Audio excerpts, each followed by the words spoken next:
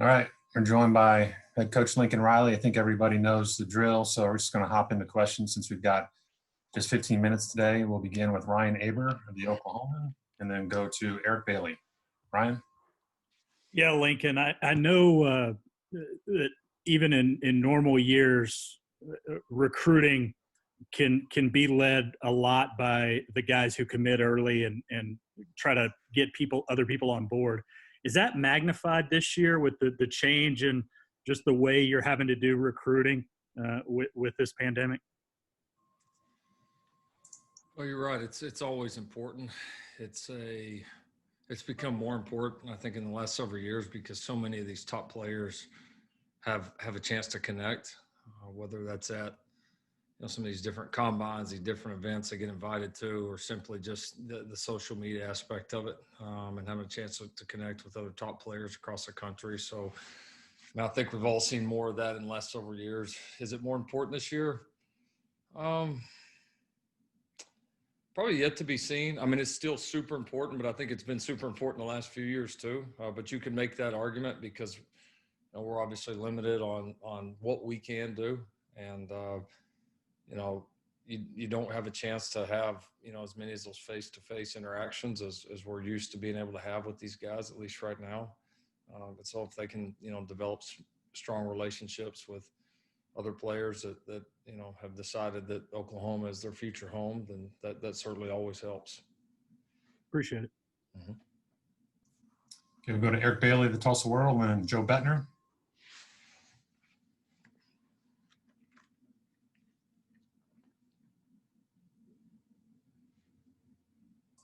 Eric? Sorry. Lincoln, the school released yesterday that there are 17 active cases among players. With so many active cases, how do you keep those players engaged since they can't do anything? Are you worried about conditioning, maybe susceptibility to injuries, and just their mental state overall? Well, on a positive front, we had today was a good day for us. I think we got either 8 or 9 of those guys back today, which was nice. So that was definitely very helpful. We've it's been challenging last week or so with combine the COVID cases, the contacts, and then we've had a stomach bug that's kind of been raging through, I think, this whole part of the country a little bit. It's knocked several of our guys out as well. So it's good to get some of those guys back today. So I would say, now we're definitely under 10 active cases.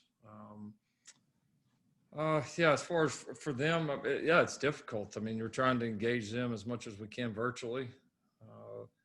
But obviously, when you can't have the face-to-face contact, when they're limited from what they can do from a physical conditioning standpoint, I think you do. I think you have to stay focused on the mental side of it, just continuing to connect with teammates, coaches, strength coaches, coordinators, trainers. I mean, everybody. Certainly utilizing our pros department there, which has been a big help. And then I think when they've gotten back, we've had to watch those guys. I mean, we've had to limit the reps, ease them back in. We've been fortunate that our guys that have come back, our guys that have been recoveries that were COVID positive, have all bounced back pretty quickly. We haven't had a player with any lingering effects right now, which has obviously been a positive. Thanks, Lincoln. Mm-hmm. Okay, Joe Bettner with the Norman transcript, and then Jason Kersey. Hi, Lincoln. I was curious if, you mentioned a few weeks ago that no players had opted out yet, and was wondering if that was still the case. Also, if you could give us any injury update from the previous 4 you listed.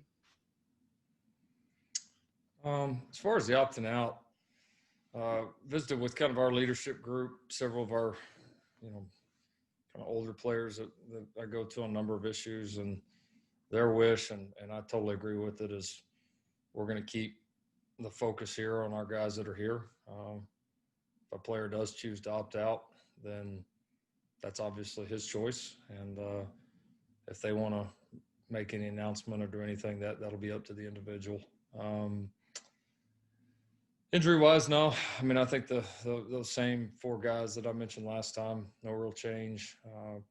We've had a pretty nice stretch here where we've been able to stay pretty healthy since then. Okay, Jason Kersey of The Athletic, and then John Hoover. Yeah, maybe this goes against what you just said, but I'm wondering if you can tell us if Kennedy is planning to come back next year or if he's preparing for the NFL. And then also, are players who opt out, are they going to be able to use the facilities or are they going to have to stay away? Yeah, I'd say the first question, probably just stay with my original answer. Second question has got some layers to it. Essentially, if a player chooses to opt out, he's got a couple of different options, and to not, I don't want to get too much in the weeds on it, but essentially what it becomes is if a player opts out and still wants to be a member of this team, practice, be around the facility, bring positive energy, help their teammates. I'll give you a great example right now. Jaden Hazelwood, who had a lower body injury, hadn't been able to practice with us yet. He's still around the team because he is out there every single day. He's taking mental reps like he's getting ready to play tomorrow. He is helping our young receivers. He brings energy out there. He's in every single meeting, every single walkthrough. I mean, he is totally engaged, and we want those guys here. But for a player that opts out, they've got to be as engaged as any other player in our program. And if that's not going to happen in any way, shape, or form, then they won't be able to use our facilities. Still remain on scholarship. Still all the academic services, medical services. Still checking in on them as a staff. But you're obviously with the COVID situation right now, it's just not possible to have guys here that aren't totally invested in every single part of our program. Okay, let's go to John Hoover with SI Sooners, and then Cliff Brunt. Quick follow-up on that, Lincoln. You said the guys are still on scholarship. Is that at one of the 85, one of the athletic scholarships? Yes. Okay, so here's the question that I wanted to ask, a little bit out of left field. You're only 36 years old, but you now officially today have a biography written about you. The book was released today. I know you weren't necessarily part of the interview process for the new book, but nevertheless, here you sit with a guy who has a book written about him. Does that kind of blow your mind a little bit, or what's your reaction to that? Or have you read any passages yet? Yeah, it's kind of a tricky thing. I mean, the author of the book was very, kind, very open with us, and certainly appreciated. Just after thinking about it a little bit, we made the decision not based on who the author was, not based on the direction of the book, anything like that. I just didn't feel like I was at a point in my career where I needed or just was ready to be a part of a book. And so we respectfully, declined to be a part of the process. Had nothing to do with the author. I'm sure it's I know there was great intentions there, but I know I have not read it. Certainly appreciate the gesture and hope that, that it can be a positive thing, but, I got a long way to go before anybody should think about writing a book about me. Thanks. Okay, Cliff Brunt with AP, and then Bob Prisbillo. Yeah, Coach, with everything that's going on, are you possibly having guys maybe practice at multiple positions or different positions in case you lose people during the season due to COVID? And if so, who might some of those players be that might be maybe trying some different things to give you some increased depth? Yeah, no, I mean, I think it's something every coach in the country is thinking about right now. What it essentially becomes is you always have contingency plans. If the worst of the worst happen now, the difference here is it's probably more possible than it's ever been. Not probably, it is. And then, I think the other part of that is your thought process on how far that could go. Like in your mind, like I'll compare, like in the past. All right, well, what happens if, two safeties get hurt during a week, or two safeties get hurt during a game, or what? Now it's what happens if I don't have a safety even available to play, period. So it's worst possible scenario is like way worse now. And so now I think you've just had to think a little bit deeper, and we've gotten some practice on it. I mean, I'm not going to say what position, but I mean, we had a day last week. We're getting ready to do a scrimmage and had a COVID test, and then come back and we lose all but one person at a position group. I mean, a major position group on the field, and we have to practice that day with a position where we have multiple players on the field at one time, and we have one player.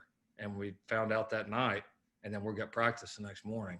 And so we're getting kind of some on-the-job training with it. So, yeah, I mean, I think for us, it's been a call to every player on our roster that you've got to be willing to do whatever's called. You've got to, and certainly it's on us to have a plan. I don't know what you can plan for all the scenarios because it could just go so deep right now. But I think you have as a plan to cover as much of it as you can. And we've certainly been working through that.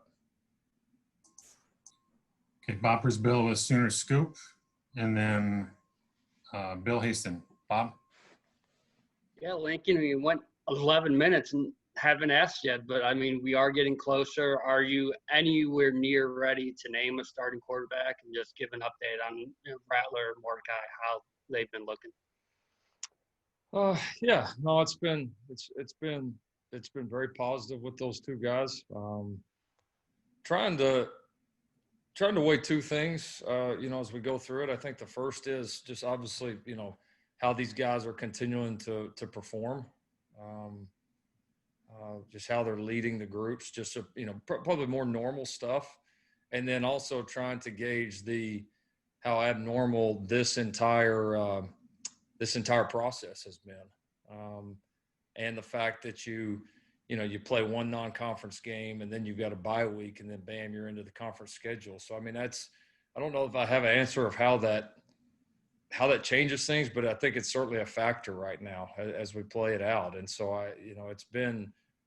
I'll say this, I think it's been a little bit more difficult to look back and say, well, this is, kind of typically been our drop dead date. And I do think that's been when you've had a normal 3-game non-conference schedule, a normal camp, a normal spring. I mean, this situation's so different that I'm trying not to look too much into the past and really look more at this situation right here. And then, and then those guys have been mostly available, but there's been a few days where we've had quarterbacks in that room that have not been available, and that changes it too. I mean, I think we're dealing with that at all position groups because we do have so much competition and so many position battles going on. I mean, we have them in every room right now, and it's so unique we're used to having an injury here or there, or maybe a guy misses time, but now you're talking about, multiple guys missing a lot of time potentially. And so you just got so many players at different points. You got some guys that have practiced all the way through. You got some guys that have only been in,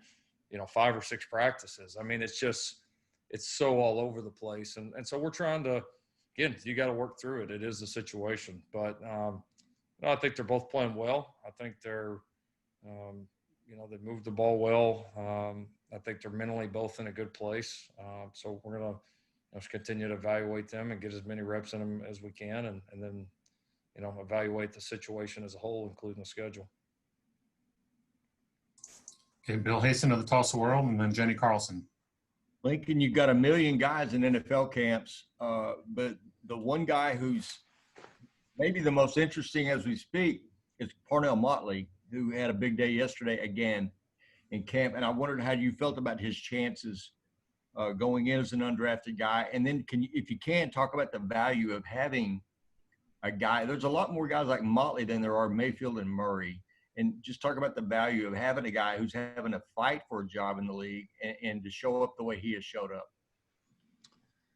Well, it's not surprising. I mean, again, you go turn on that guy's tape from last year. I mean, he had an up and down career his first couple of years here. Some big moments, and that's kind of life as a DB a little bit. But the way that guy played last year, for him not to be drafted, I was shocked. I mean, because you're not talking about a guy that just had the kind of year he had against a bunch of average receivers and, just sitting back and playing zone coverage. I mean, this guy was locked up on the best receivers in the country and did a number on just about all of them. And So I was very surprised that he wasn't drafted. Really not a surprise that he's going in and playing the way he is. But I've read obviously some of the reports like you have, and I know this: if you're trying to earn a job, picking off the greatest player of all time is a good place to start. All right, Lincoln, thank you. You're welcome. Benny Carlson and then Keegan Renault. Hey, Lincoln, I think we all suspected when classes opened again that there would be some rising COVID numbers on campuses. We've seen it across the country. I mean, there's no reason to think that you guys won't have some of that on campus as well. How does that impact your thinking and your message to players moving forward?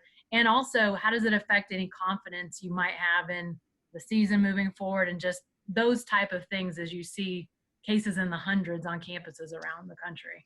Yeah, no, I mean, it's a legitimate concern. And I mean, it has been for us the last few weeks because our students have been back for a while. And the only real thing that's changed now is now they're going to class. And, we as a university have got to do a great job in enforcing, we've set a policy that people have to wear masks when they're in class and on campus. And we got to enforce it. I mean, it has to happen. And if it does, then that should not provide, really any more cases from that standpoint. It's going to be, again, the social aspect of it when they're off campus, when they're in their dorms, when they're at their off campus apartments, how good a job are our players, the student body, everybody doing? And that's going to be the key. So no, I mean, we're definitely monitoring it. What does it do to my confidence of it? I mean, I have more confidence in what we can control here. I've seen how I know that works.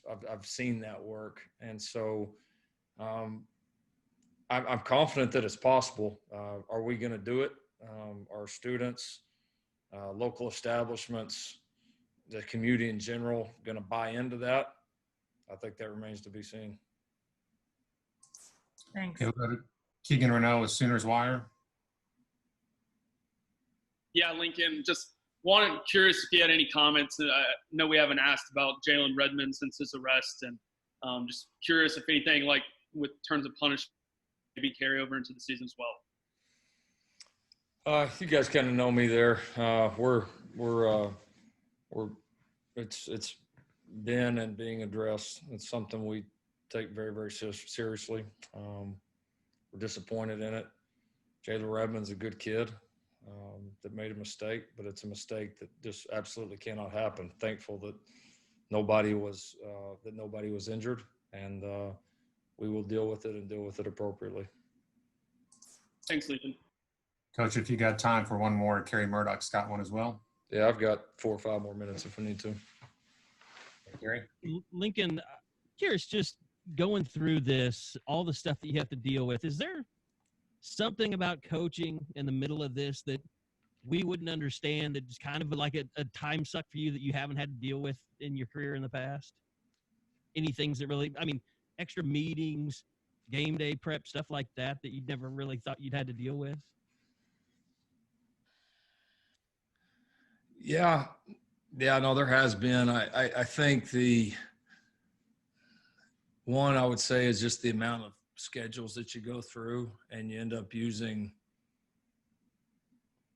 about 5% right now, the schedules that you create, because you end up, something changes the next day and you wad up that piece of paper and throw it in the trash can and start over again, and knowing that's probably going to change too, and you just got to handle it. And then I would say the other part is just having to account for,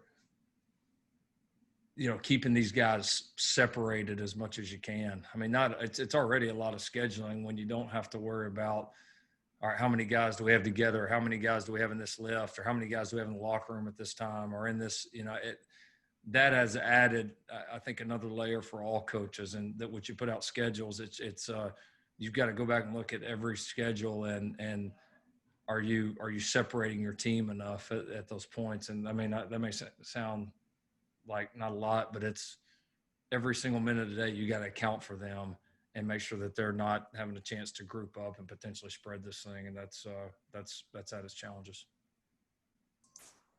Coach, we got another question from Eric Bailey.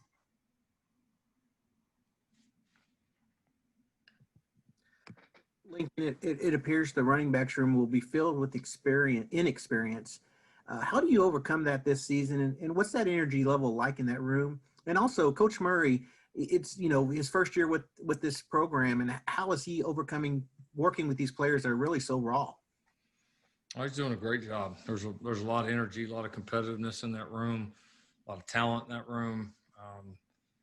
A couple guys that know our system very, very well, and then a couple new young guys that are impressive and getting better quickly. So it's I'm as excited about that room as I've been in any of the years we've been here. I mean, I think it's got a chance to be a really good room, a really hungry room. And I like the way those guys are practicing, the way they're playing pretty complete football right now. So a lot of confidence, and I think Coach Murray's done a really good job with them. Okay, Coach, looks like that's all of our questions today. Appreciate you joining us. All right. Thanks, everybody. Thanks, Lincoln. Thanks, everybody. All right, everybody. I'll send out the link to tomorrow's Zoom session sometime this afternoon.